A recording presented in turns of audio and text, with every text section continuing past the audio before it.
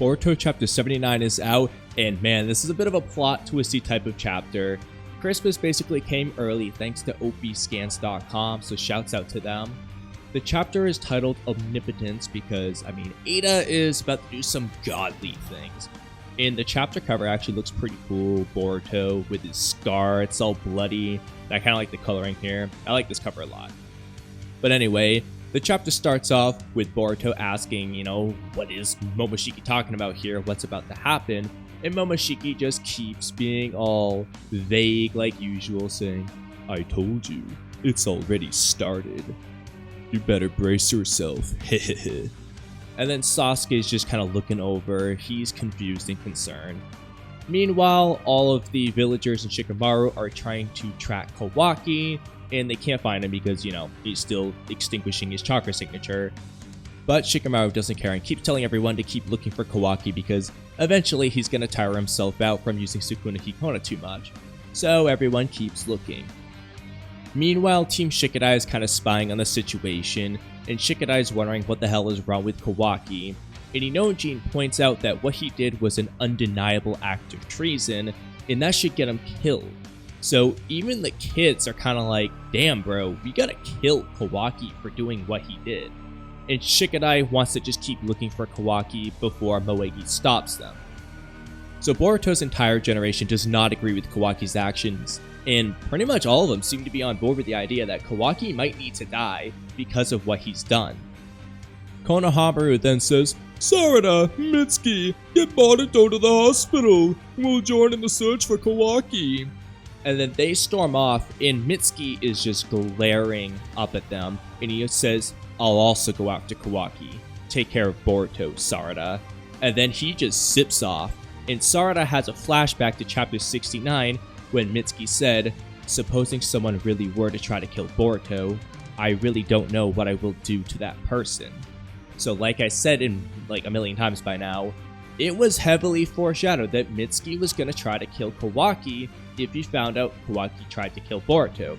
It's even worse in this case because not only did he find out about the past situation basically, Kawaki tried to do it again, so he literally witnessed it too. And Boruto for that reason tells Sarada to go after Mitsuki because he's losing his cool and it's not safe to leave him alone. Then Sarada storms off to follow him because of what Boruto says. And then we cut to Kawaki, who unshrinks himself back to normal size because he's running low on chakra and he can't maintain his Sukuna Hikona anymore. And then we actually get one of the panels from that future scene in chapter 75 where the villagers are like, found him? He shouldn't have gone far yet. Don't let him get away. So this is that moment we saw in chapter 75. It's all happening now. Meanwhile though, Eida finds Kawaki with her Senrigan, and then she just storms off and starts flying. Daemon doesn't want her to leave without him because he can't fly, but Eida completely ignores him and says, Don't worry, Kawaki, I'm here for you. And then Amado contacts Shikamaru saying, we need to talk about what to do with Kawaki. Shikamaru says to stay out of this because he doesn't have any authority over this matter. But Amado starts to freak out and says, Listen to me, you don't have to kill him. There's a way to bring him to an emergency stop. It's a special command word that uses my voice. Just like Delta, I have to be able to see him in order to activate it. But if the conditions are met, we can deactivate him in an instant. So there's Amado trying to use his shutdown command code on Kawaki as insurance to keep Kawaki alive. However, Shikamaru just gets completely pissed off about this because this bastard still had a secret that he didn't tell everyone. Amado asks him to promise him one thing, which is that he has to leave the deactivated Kawaki alone, because he can't let him die. Shikamaru says though, that while he sympathizes with Amado's situation, and he understands that he needs Kawaki's power to revive his daughter, he doesn't care. Kawaki has already crossed the line he shouldn't have crossed, and as long as he doesn't completely surrender, everyone in Konoha will consider him as an enemy and will deal with him as such. Amado completely loses it and is like, Wait! Hear me out! Shikamaru! We then cut back to Kawaki though, where Eida then appears out of nowhere. She flies in and tells him that it's okay, it's just her, and that she's on his side. Kawaki is confused by this, and all he's thinking about is how she can't hide her chakra signature, so he doesn't want her to get anywhere near him because everyone will find him as a result. However, Eida says that there's no way Kawaki could even escape anyway, given his circumstances, but it'll be fine with her around and she won't let anyone touch him. However, Kawaki instead just starts to freak out, saying that it doesn't matter, he doesn't care about what happens to him. He wants Eida to protect Naruto instead of him, which doesn't make any sense because Kawaki sent Naruto to Daikokuten where time doesn't flow, so not only can Eida not get there, there is literally no reason for Eida to go there. The whole point in him sending Naruto to Daikokuten was so that he was safe and kept out of the whole situation, so Kawaki's just losing his mind. I don't know what he's talking about here. That being said, he insists that Momoshiki is planning something, and if he doesn't silence him while he still can, Naruto and the village will be lost, and he doesn't want to let that happen, so he wants to take care of Momoshiki before it's too late. However, Kawaki realizes his problem. It's the fact that it's Boruto who's holding Momoshiki's spirit. Boruto is Naruto's son. He's the Hokage's son. Nobody in the Leaf Village is going to want to kill Boruto because he's Naruto's son. And he's also Boruto, he's a nice kid. And nobody's going to turn on him. And he realizes that problem. He then has a flashback about Boruto saying, "It's not just about karma for me anymore. At this point, you're too important to me to leave you be. Right, bro?" And Kawaki's having this back and forth thing where he's looking at Boruto, and then he's seeing Momoshiki inside of Boruto. And then he starts to flip out. He's like, why does it have to be Boruto? Why does it have to be him? Instead of the Hokage's son, instead of being Kawaki's sibling, why couldn't he just be a stranger out of nowhere? This would have been much better for him. If Boruto had just been an outsider like Kawaki, everything would be okay, at least in Kawaki's mind. Obviously, that's not really true. Naruto would never support that. If Kawaki was the one who had the Otsutsuki inside of him, absolutely nobody would want to kill Kawaki. It's the same exact thing, but Kawaki doesn't understand. He's just losing his mind. He's blaming it on the fact that Boruto is the son of Naruto. That's not the problem, and that's not the moral Naruto is trying to teach to Kawaki in the first place. Naruto is trying to teach him that everybody's equal. It doesn't matter if you're an outsider. You're part of the village now, so nobody's an outsider anymore. Kawaki just does not get this concept, though. And Eida tells him to stop saying such things. But Kawaki keeps being self-deprecating and says that, she's a clairvoyant person who can see through things, right? Just look at him. He's a helpless scum who can't even protect what's important to him. And then Eida grabs Kawaki's face. I'm sure she loved that dearly. And then you notice there's a change in her eye design. Instead of her Senrigan, it looks more like a Byakugan that's deactivated. And you actually see this earlier in the chapter. There's a panel, I'm not sure if this one was a mistake, but there was an earlier panel where there is the exact same thing. Her Senrigan's gone and it's more like those Byakugan eyes. And that happened when she said she won't let anyone touch Kawaki. But anyway, Eida grabs Kawaki's face, and then she starts to just emit this massive aura of chakra, and Kawaki is incredibly confused. And then she just releases this gigantic, beam of chakra. It makes a little crescent moon design around her, like her Senrigan eyes. Everybody notices it. It's kind of like when Deidara used C0 when everybody saw what was going on. There's just this massive crescent moon and massive triangular shaped chakra thing floating around Eida and Kawaki, where they're floating in the sky. It's kind of godly looking, to say the least here. And, we keep getting these panels of the crescent moon. It's a gigantic thing. Everybody's seeing it. Daemon notices it because he's running after her, trying to find her. Then we get a shot of Sumire back at the apartment, seeing it.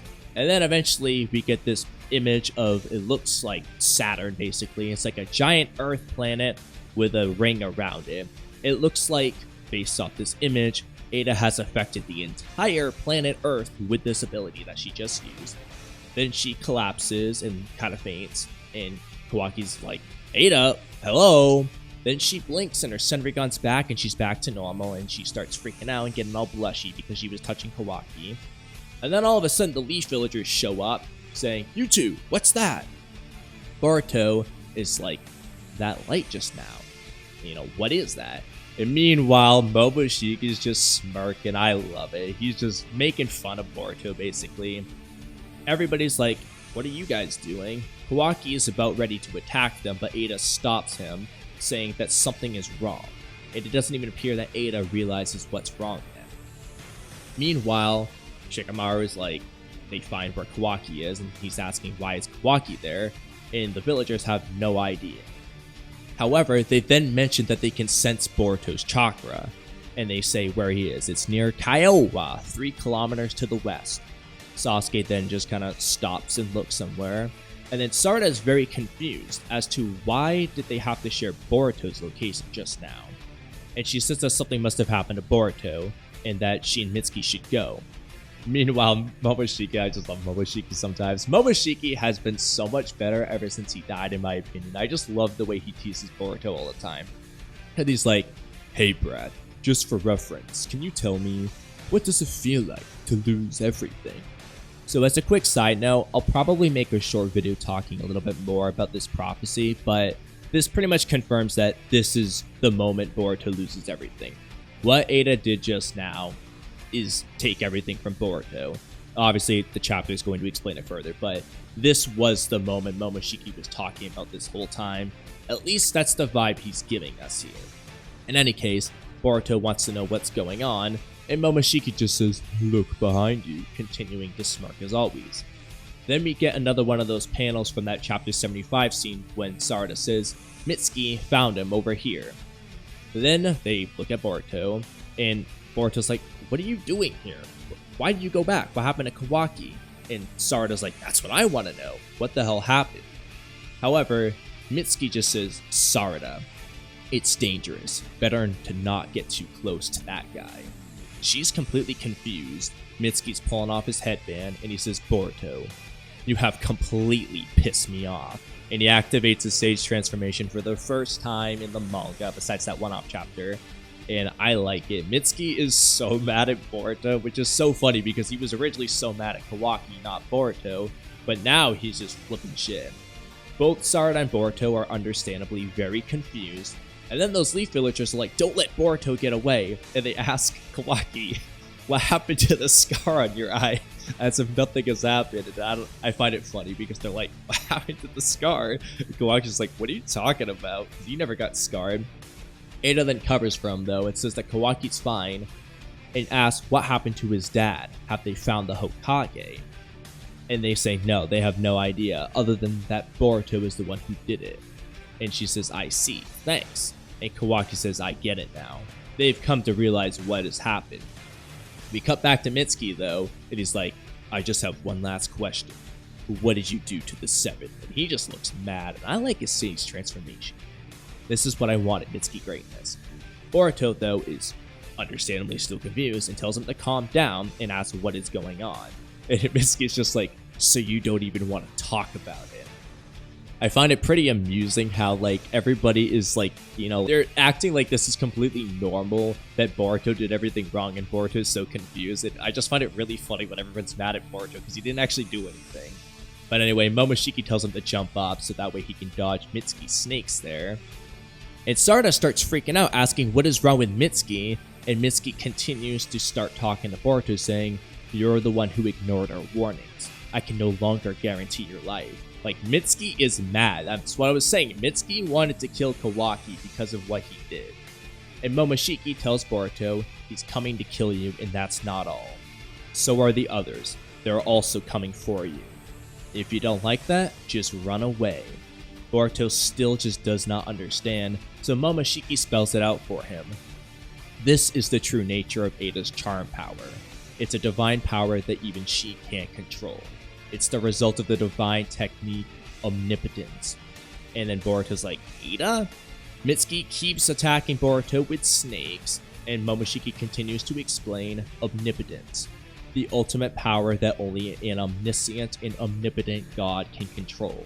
A divine technique within a divine technique. It is said that God used it in the process of creating the world, a programming language for creation, so to speak. The absolute will that materializes everything. That's omnipotence. Like, oh my god, dude. Like, the way Momoshiki is talking about this thing is just so absurd. Like, they really gave Eida this power. It's just so funny to read.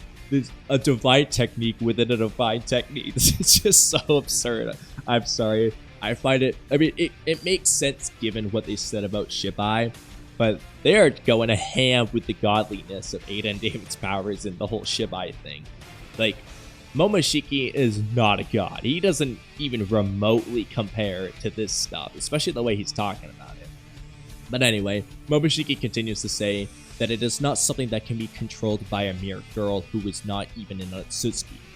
The true nature of her charm power, materialized by omnipotence, it's merely the result of Eida's latent desire, meaning that Eida wants people to love her. Like, that's her latent desire, and basically because of that, the ability manifests as a love charm where everybody loves her. Even though she hates the ability, it's kind of like the ability's doing what she wanted. She wanted people to love her. She wants love. It just kind of worked against her in the long run. Boruto's confused by the latent desire thing, and Momoshiki says Amado has no way of knowing. Looking at the results alone, it's understandable that one would conclude that this is a divine technique. And this phenomenon that's happening now is the embodiment of Kawaki's desire, probably because Eida touched Kawaki and listened to Kawaki's desires, and so the ability basically transferred to Kawaki. It's kind of like when Daemon touches people with his hands and his reflection power transfers to whoever he's touching. It's probably a similar case here, where Eida basically transferred her power to Kawaki's desire.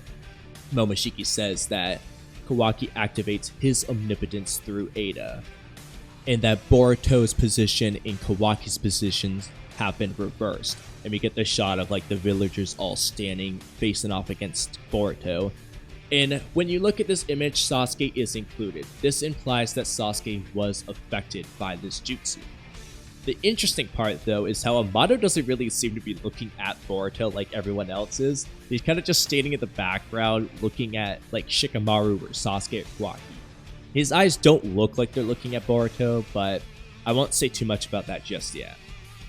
In any case, Shikamaru asks for Eida's help in finding Naruto because, you know, they can't find him. And he wants to know a little bit more about what happened when Eida was quote-unquote attacked by Boruto, which obviously never happened. Eida says nothing really happened, in that, don't you think it's the same no matter how many times you've seen it? Which is kind of confused. But it sounds like she's making it seem like Boruto's attacked Eida several times. Kawaki then grabs Eida's hand and says, "The seventh is dead. Tell him." The seventh died at Boruto's hands. That's what you tell them. So basically, Kawaki is trying to manipulate the situation even further by framing Boruto as having killed Naruto, even though Naruto isn't actually dead. Remember, in like the real original reality thing, nobody knew what happened to Naruto. Kawaki knew, obviously, but nobody else knew what happened to Naruto except for Boruto, who Kawaki told. So, Kawaki can get away with this. He's gonna openly lie to make everyone hate Boruto even more by making them think that Boruto killed Naruto. Boruto, though, then asks, like, him and Kawaki have been reversed? What does that mean? And Momoshiki explains that people's memories have been changed. There's shared recognition of the two of you. People's consciousnesses are originally connected through their chakras. For a god, it's not impossible to alter this. Didn't you ever think about it? How many times the memories of your mankind have been tampered with? It was by the hands of the Otsutsukis who once became gods. And a good example of memory changing is like in that Back in the Past arc with Urashiki, Sasuke erased everyone's memories so that they didn't know what happened. Koto Matsukami controls people's minds. Obito did the same thing with the 4th Mizukage Yagura. And I know the spoilers made it sound like Eida literally changed reality and literally changed history. That doesn't seem to be the case. It basically seems like Eida did a mass scale, divine level of Koto Matsukami. Basically make Koto Matsukami a Shinjutsu. That's basically what Eida did. All she did was change their memories and that's it. But anyway, he continues to say, by the way, omnipotence doesn't affect Kawaki and you who are already Otsutsukis. The same goes for Eida the caster. And then it includes Daemon in this picture, who understandably would be immune because he's immune to Eida's love charm to begin with.